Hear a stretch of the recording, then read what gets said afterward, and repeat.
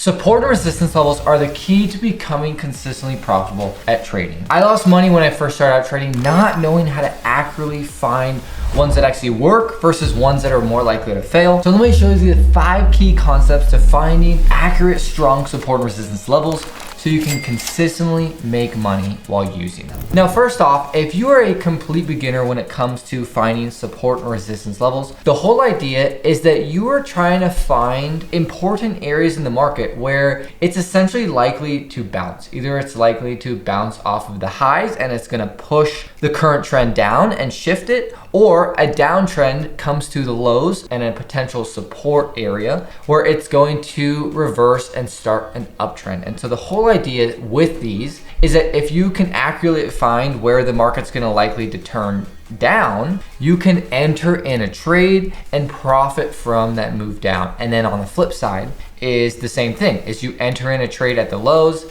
and you can profit from it going up. And so this is a way that you can make money generally in more sideways and volatile markets from either direction. You can make money by going up and you can make money by going down. I only trade reversals, and so I've spent years looking at support and resistance levels. And so these 5 concepts are really, really important to accurately finding these levels. And so if you want a cheat sheet to be able to go back and look at these 5 key concepts, I have a PDF that you can download in the description below. It'll be a great look back reference after you get this full explanation. I'll definitely explain more in this video, but that is a great resource for you to use and look back on. So the whole idea with support and resistance levels, and a lot of time, is you can call them like supply and demand. Just the whole way of how the market works is it's pushed up by buyers, and then when buyers dry up, it gets pushed down, and that's more when sellers take control. And so it moves back and forth with this supply and demand, but you can call them supply and demand or support and resistance. And the first key concept that I like to use is, instead of drawing a specific line at, say, hey, the market bounced up here at, this was the high, and so I wanna see if it bounces at that exact price again, I'm gonna use that as my resistance level. I like to instead use a zone for either my resistance levels or my support levels, because just looking at this chart I have right here, you can see that we're in a nice sideways range here, but the market is rarely bouncing in the same spot. It bounced kind of here before, it bounced up here twice, bounced down here, but you see all of these are really at different exact levels. And so the important thing is to treat it more like a zone. And when you're trading, is say, okay, the market bounced here previously, I'm gonna think that it'll probably come up to this area, somewhere up here, and bounce again. I don't know where that's gonna be, but I wanna be aware of that general area.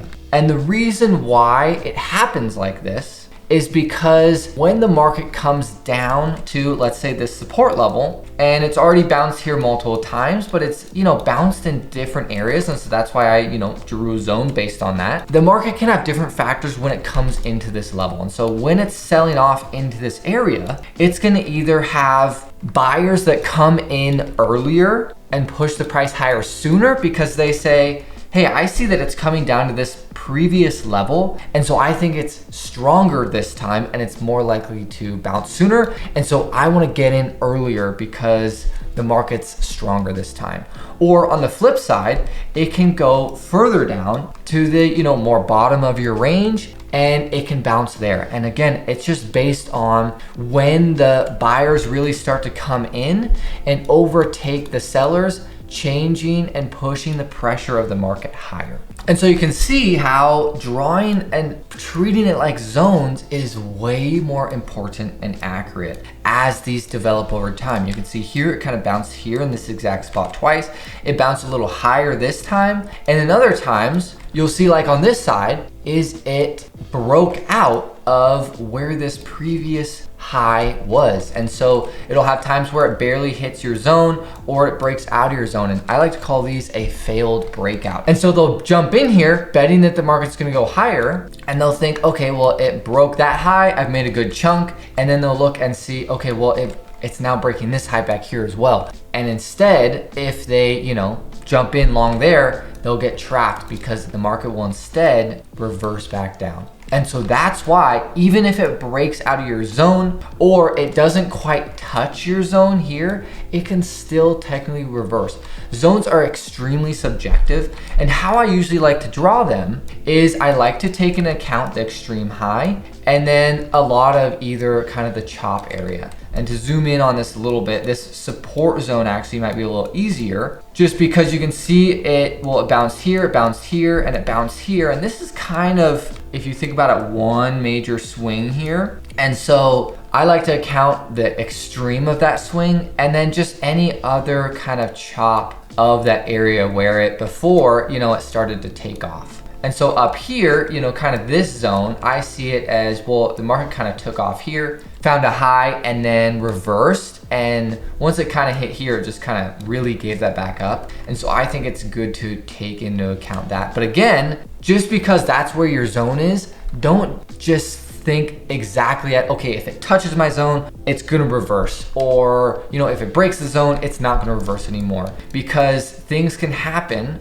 where it'll hit this area and then reverse, and it didn't really hit your zone. But in reality, it kind of hit this area up here, and it still kind of hit this chop area where the market started to slow, right? And so when you're looking for reversal zones, you have to kind of have that broader, bigger mindset of it can reverse in either of these areas in terms of, right before the zone or breaking out the other side of the zone. And so the next important thing is focusing on those extremes. If you look at, all the price movement in this chart, the market's bouncing back and forth all over the place. It's finding a little micro resistance here. It's finding a micro support here before it, changes where it's going. And so what you can do is, if you're thinking about, well, it made a little reversal here, and so maybe I should draw a zone here, maybe there, maybe here as well. What about here because it bounced here? It starts to add a ton of these more micro levels that cloud your judgment and just put too much on the chart. When it comes to trading, focusing on a few key things is the key to success, making it as simple as possible. And when it comes to reversal trading, you want to be trading when the market is overextended. And when it becomes overextended is way more likely at these extreme levels where I am drawing these zones off of. Because when it comes back down to this area, well, you've already seen it bounce here, so that's a good confirmation. But also in terms of just the overall trend is it's got movement in here, and most of the time things will be more choppy in the middle of a range if it's in a range. But you can see it has a move and then it makes one more attempt to go lower here. And that can be it overextending and overexhausting itself. And a lot of the times,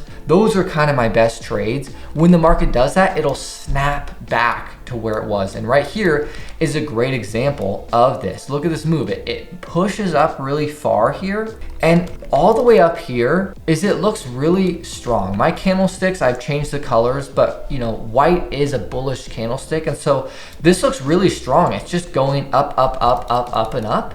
But because it's kind of one directional, it's actually an unhealthy trend. And we know that it's kind of getting to an area where it's reversed before and it's overextended. And so it makes it more likely to reverse and kind of snap back from that area, and you can take a good reversal trade off of that. Now, of course, you don't know that anything's going to reverse at these levels, right? These levels eventually break. If you zoom through the market here, it eventually blew out through this level, and you move on and you draw new levels. But the biggest thing that you're trying to do is going forward in trading is when you see levels like this and multiple bounces here, you can say, okay, well, it's going to come back here, and I can take an accurate high percentage bet that it's going to reverse here. And that's all you're looking to do when it comes to reversal trading and using support and resistance levels, that there's a high percentage chance that the market reverses at one of them. And to increase that accuracy is sticking to the extreme levels and staying away from the chop in the middle of the range, because it's just going to lose you money in the long run. And so how I like to confirm my levels is I don't just do it off of one swing, because the market could have one swing and then it could break that swing because it's in some kind of uptrend. And so what I like to see is I like to see multiple bounces in that area or major swings off of that area. And so to confirm kind of this lower level and support level here, honestly, I would be looking at this swing right here and kind of this swing right here. You know, I did earlier kind of say this is kind of one major swing, but before that all develops, if you really look at this, the price movement of this was a big swing. And so I think in terms of, there's a nice little double bounce here, and then this is kind of one swing because it doesn't really rebound here. I would say this is all kind of part of one bottom, and then it starts to make a higher high here, and then it breaks out. And so after that, once it kind of pushes to the other end, all I'm doing is I'm looking at this and saying, okay, I'm gonna draw my level here, and I'm gonna say, once it comes down to this area, I'm gonna expect it to bounce. And that's where just the patience part of trading comes in,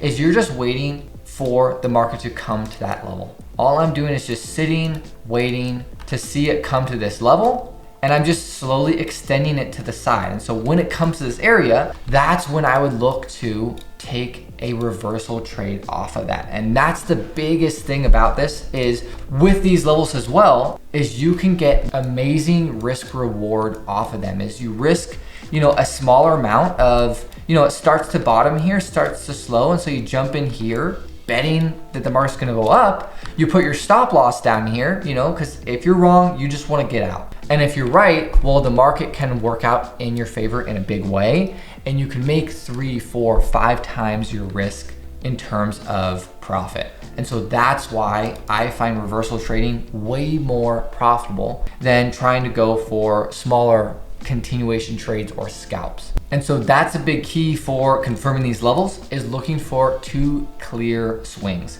Now this one up higher would be kind of a little more difficult, because you have a swing up here and you do have a swing right here, but they are not super close. Like this is a pretty wide range in terms of the size compared to this larger range that we're looking into. And so it would be a little harder to confirm that and necessarily trade. But I think in terms of if you are using it, especially because this kind of comes into play as well, I think it is a pretty solid spot. But you want to be careful about, again, when it's so wide. Because when the market's coming up to this level, remember, just because it hits this zone doesn't mean it's just immediately gonna reverse. You wanna use a checklist or a trading strategy of reasons to get in, right? And that's not something I'm gonna explain in this video. I have a ton of other videos on that you can check out. But once it kind of gets into this level, that's when I start looking at that checklist of saying, okay, when is it showing up? What is it looking like?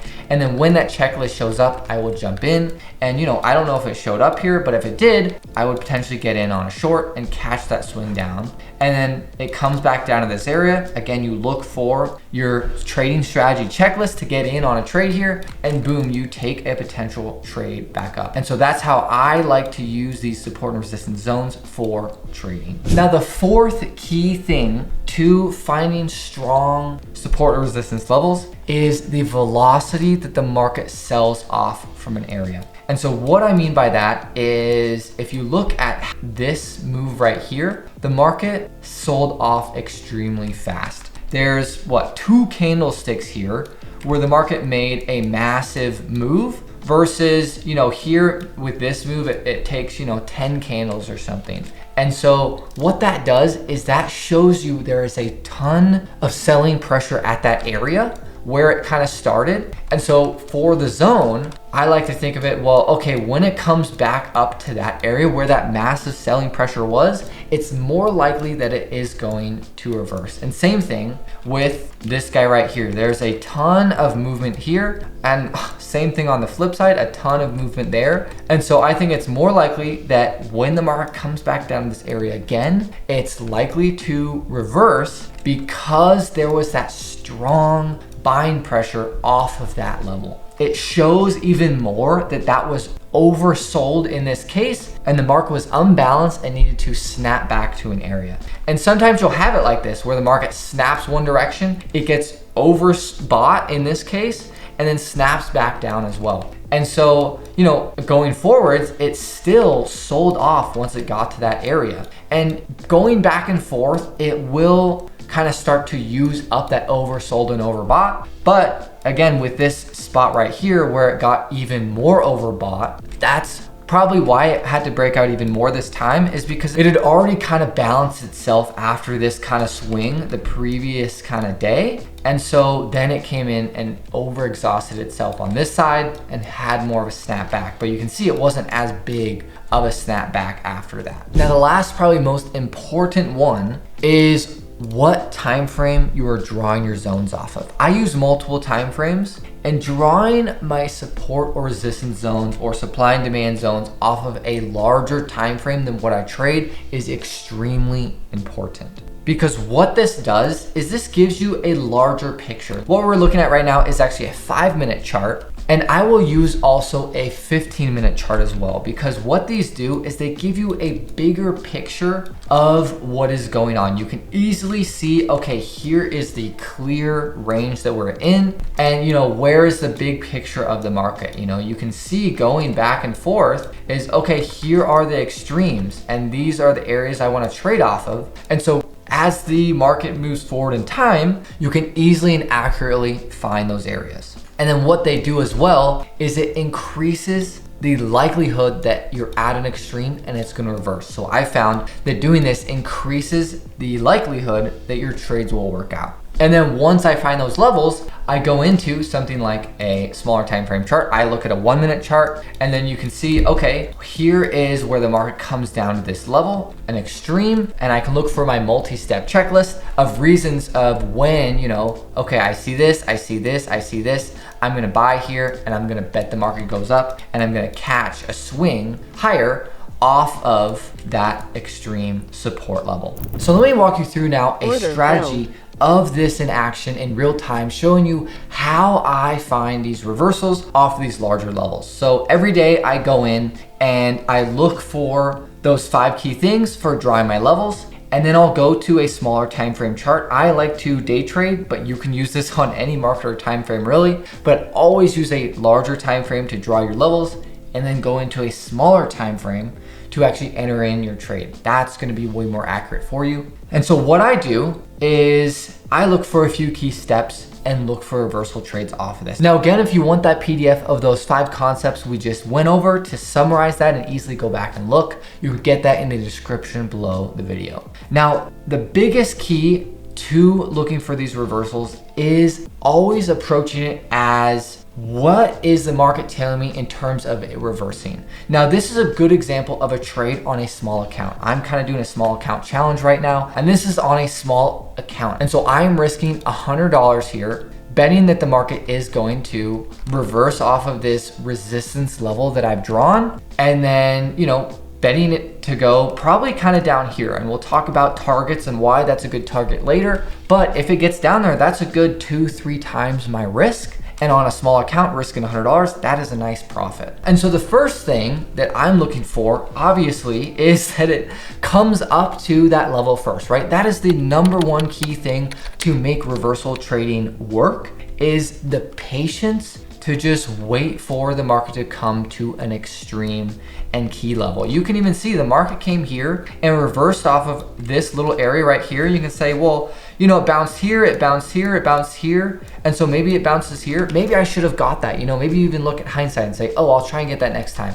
But those don't work very often, and they're more likely to cause you to lose money in the long run. It's better to just sit out, kill that noise, and wait for the market to come to these extremes. And then when it's oversold or overbought in this case, you can capture on that strong reversal to the downside. And so the first key that I like to use is after it's kind of hit that level, again, you can see it's not quite in my zone, but again, it's so close, it's good enough. The first thing is making sure that uptrend is broken, because when you're counter trend trading, you don't want to go against a trend, because, you know, it might come up to a level here, but it's in an uptrend and it's just going to keep going, right? We don't know, these levels aren't going to hold every time. It's not just blindly sell or buy at these levels. And so that's kind of why I have this uptrend here, is you can see that we had strong bullish candlesticks here, and then it kind of started to break. is it had a doji here, it had a bearish candle here, and then it made kind of another push higher. And so for me, that's good enough to say, hey, yeah, this strong kind of micro trend right here is broken. And you can see the market's kind of being quick with its reversals. And so I'm okay with thinking that that's a good enough trend break. Certain kind of trends, they'll need something else. But in this case, for this kind of very one-directional, unhealthy trend, it's good in terms of clearing that kind of need for a reversal break. And so after that, my next key that I like to look for is kind of a reversal pattern or reversal candlestick pattern. And so in this case, the market started to show some weakness here with this kind of doji here and this kind of red bar. And it broke that uptrend. And then it made these two candlesticks here, these bullish candlesticks, breaking this previous high. This high right here became a new one. And for me, that said, okay, it's still going higher, but as soon as this big bearish candlestick formed right here, this big red one, that to me is showing it almost made a micro failed breakout. It made that kind of trap where it attempted to make a new high, and it did. It made a new high, but barely at all. You know, it didn't make much before this big bearish candlestick came in. And so if I kind of zoom back in the recording and kind of show you that in real time, right now to speed this up a little, once this candlestick finishes forming, I think that's a good signal for me. And I want to get in right there at the low of that candle. So my thought is, okay, I want to get in when it kind of breaks the low of this candle, because to me that's a strong enough signal that it's likely going to reverse there. And so you can see initially it kind of starts to go against me and doesn't look great initially, but you know, that's where when things reverse, sometimes they take a little while. The market won't always just reverse on a dime. A lot of times it'll come up like it did, kind of start to settle down and slow and lose some of that momentum and strength, and then it'll give it back up and start going. And so that's what I'm kind of looking for. And so for once I entered in there, I moved my stop above this high, because the whole idea is if it comes up here and knocks me out, you know, I'm looking for that kind of quick reversal to fail. And I think if it comes up here, comes back down and keeps going higher, I think that's a stronger uptrend. It's had a healthy pullback if it does that, and then it keeps going higher, and you know, I want to get out. The idea is with trading is you take your stabs, they either work out really quickly and really well right away, or they just don't work out and you move on. If you're trying to force a trade in conditions where it's just not great and not working out, you're gonna lose money if you try and enter in the market over and over. And so once it kind of got going in my favor here, and again, this is on a small account, I think I'm risking, it honestly might be like $80 or $90, not even 100. But the idea is I moved my stop loss here to break even because, well, if you look at where we're at here, we had a news. This was just a news announcement. I'm trading the NASDAQ futures here. Again, you can kind of trade this on anything you want because you're just reading the candlesticks. But there was kind of a news announcement that made a big spike right here. And then from there, we've been in kind of this choppy range. And so my worry is here is I do think we can reverse off of here and push back down and kind of push back to here. We'll talk about that in a second. But I'm looking for, you know, that to reverse, right? I don't want to lose money if instead the market's just going to be in this mode where it kind of just sits here and goes in a sideways chop. I'm looking for kind of a little bit larger of a move where I, you know, risk a small amount and make a large amount. And so when it kind of had this initial move right here, and it could have reversed right here off of that big green candle, and I would like to get out at break even at that point. And so, you know, once it kind of did that, I moved to break even, and instead it kind of just had a little pullback, which is good actually in terms of the health of this move down. And then from there, once it starts to kind of make a new low, I actually moved my stop loss down here again to again capture some of those profits, because I'm thinking that this market is pretty tight. I think it's more likely that it kind of whips back and forth. And I'd rather get out with a small, decent size, little 1 times my risk, maybe 1.5 times my risk win, versus leaving it here and, you know, hoping a home run happens, because those do happen and I catch those, but you have to pick your spots, right? You don't always want to be managing the same way with your trades. And so here you can see that I've actually drawn a downtrend line here. And I think that's a really nice way to manage because it looks like it's starting kind of to be in this little downtrend. And the second thing is, Well, we're getting close to this area. Now, this isn't a major support level. It's not something I have on a larger time frame. That's why there's not really a zone drawing there. This is where you want to use as smaller targets for your trades though, because especially in a market like this where I don't think it's gonna be a home run, I think it's more likely to bounce and reverse off of a micro support resistance level. Now, I'm not necessarily taking my bets and trades off of those levels,